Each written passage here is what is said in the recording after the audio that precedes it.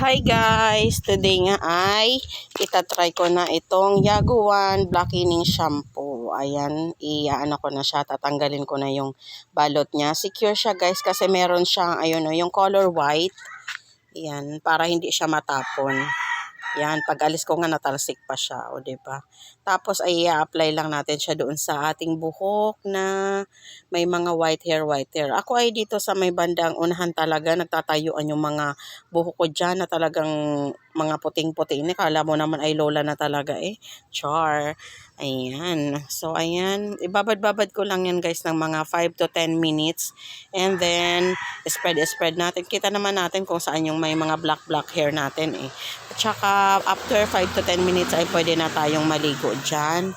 Nilagyan ko pa siya guys ng ng kung ano yung mga conditioner nyo dyan. Ako ay nilagyan ko siya ng yung hair mask.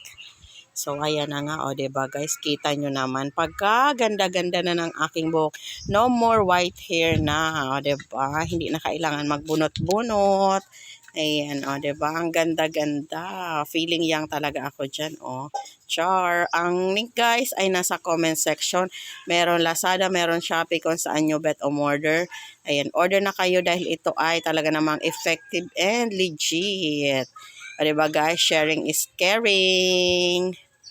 Bye!